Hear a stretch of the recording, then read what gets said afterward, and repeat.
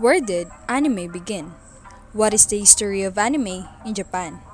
And how did it become one of today's most successful entertainment industry? The story of animation in Japan is almost as dramatic and captivating as the anime itself. The history of anime in Japan can be traced back to the late 19th century. In fact, it was a French art movement called Japanism that helped inspire Japanese artists and create some of the first examples of modern animation. However, it wasn't until World War II when Japan's government started promoting cartoons as a way to raise morale that the style really took off.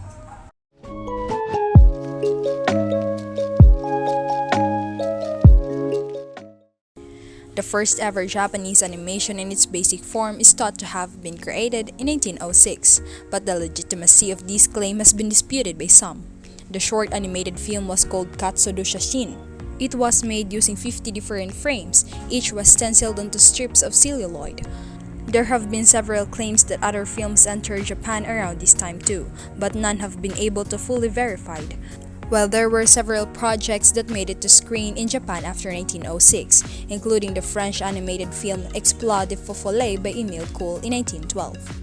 It wasn't until 1917 that the first commercial anime was officially produced and broadcasted in Japan. That anime was called the Kobo Shingacho Miyano no Shinpai, but like most anime of the time, the original copies did not stand the test of time. Most of them were cut up and sold as an individual frames or strips to collectors.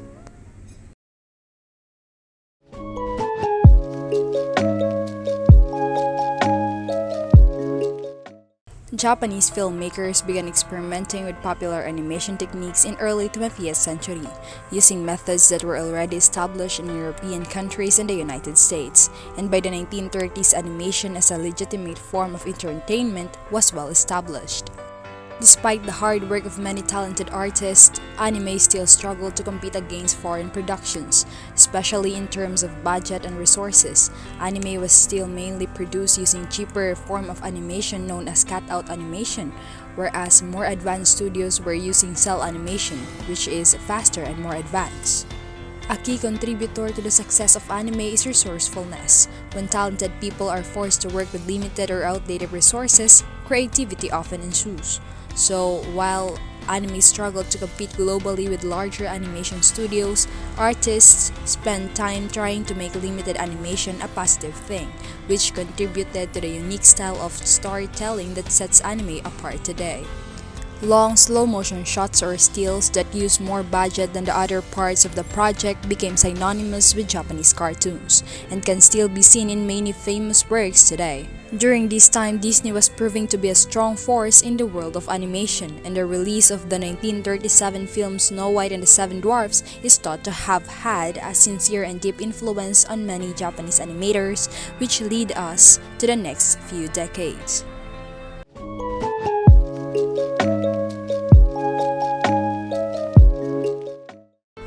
Following World War II in 1948, the very first modern anime production company came to fruition, Toei, founded by Kenzo Masaoka and Zenjiro Yamamoto. While there are many other fantastic studios that came into existence after it, Toei truly pushed animated shows to mainstream television in 1960s, with heavy hitters like Gege no Kitaro, Dragon Ball, Sailor Moon, Digimon, and One Piece. They even boost collaborations with some of the world's most renowned anime artists like the legendary Hayao Miyazaki, Yuichi Kotabe, and Usagi Mori. As the styles and techniques of anime progressed over the preceding decades, so did anime's popularity, and the 1960s saw some of the first instances of Japanese animation being shown in other countries. Many of you watching this have seen Astro Boy in one form or another, but what you might not know is that it was aired on NBC in 1963 after strong efforts of a man named Fred Ludd. Unfortunately, this achievement was short-lived, as American audiences were not yet ready for anime in all its glory. The show received terrible ratings and did not complete its run on air. This could be attributed to the key differences between Japanese and Western animation. At that time, most cartoons in the West were using animals as characters. Japanese cartoons, however, featured humans heavily in crazy and often magical adventures. Research done at that time showed that Western audiences felt uncomfortable seeing human characters in strange and unusual situations. Japanese animators were not faced by this, partially due to the massive success of anime in Japan, and partially because they were eager to push the boundaries of storytelling in a way that made sense to them. In 1970s, television grew in popularity in Japan in a major way, and many talented people working in the film industry migrated to TV, which hugely expanded the talent pool. Much like everywhere else in the world, the 70s became the time of experimentation of styles and content. And it's around this time that many modern-day fixtures of anime movies and shows were born. Some of the most popular anime genres like mecha anime were created during this time, and similar styles began popping up all over the world.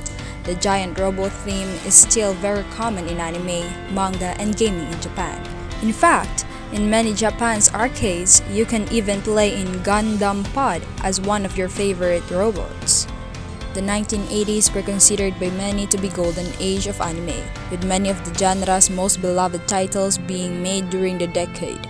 Dragon Ball, Captain Tsubasa, Akira, just a few of the titles that are synonymous with the success of anime both in Japan and overseas. Not only were there some truly iconic releases, but 1985 saw the creation of one of the most iconic studios too, Studio Ghibli.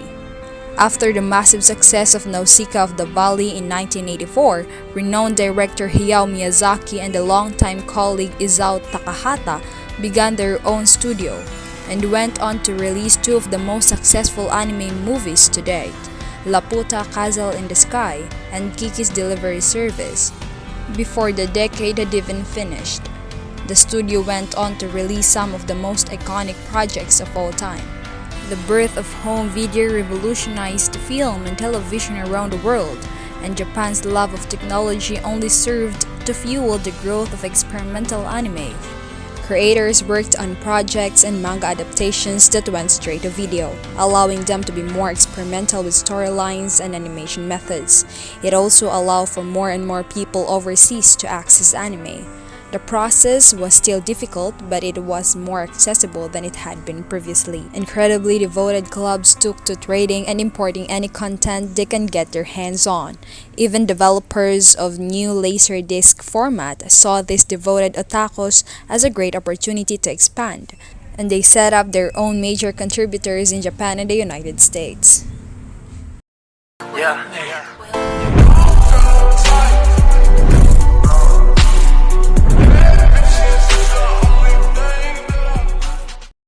Needless to say, the passion and dedication of Japanese animators meant that, by the start of 90s, Japan had an extensive catalog of anime.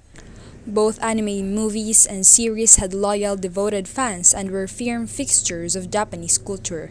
The late 80s had given birth to a whole new wave of people, otaku, people who were devoted to their interests. Anime was even created with otaku in mind, leading to the creation of even more specific anime genres. For example, the creation of Dragon Ball Z, which sparked the martial arts, the superhero genre, and went on to become one of the most popular anime worldwide. There was also an increased interest in anime aimed entirely at adults. These films and series had high amounts of sexuality and violence, making them far too adult to be seen by children. Censorship boards in Japan began to clamp down on what could be shown and when on Japanese TV. Not only did The Ghost in the Shell and Cowboy Bebop have a limited run on TV in Japan, they caused quite a stir overseas too. The Ghost in the Shell was actually a huge inspiration for the creators of the Matrix film series, showing how much of an influence anime had on Western media at that time. A huge contributor to that reach was the fact that DVD technology had become a commonplace to the start of 2000s. And of course, the internet was starting to become a household commodity around this time too, meaning otaku all over the world could share in anime that would have taken them months to obtain previously. Not only that, but people were able to discover titles that had perhaps been a little harder to discover if you lived anywhere outside Japan. This is not to undermine the level of success anime had already achieved to this point in Japan and Asia. Visibility in Western markets isn't the gauge by which we should determine whether something was successful or not. As you can see, anime was already a thriving market by the time it became well known in the West. And then we have the modern generation, who grew up watching shows like Pokemon, Dragon Ball Z, and Sailor Moon, that doesn't need any convincing that anime is amazing. That, along with the fact that it's awesome, is likely just one of the reasons why films like Your Name have had such success overseas, and why providers like Netflix can create titles as fast as they're being watched. Not that they need to, Japan's animation studios are so prolific as ever, with no signs of slowing down. Streaming services like Netflix have added popular series to meet growing demand, but services like Crunchyroll have been meeting those needs for over a decade. And so the already popular movement of anime keeps on growing, with many new titles released every year. Even in the newest anime, though, you can see the hard work of animators from decades before. Some of their styles and classic anime tropes can still be found throughout different genres, and some of their most prolific animators are still going strong.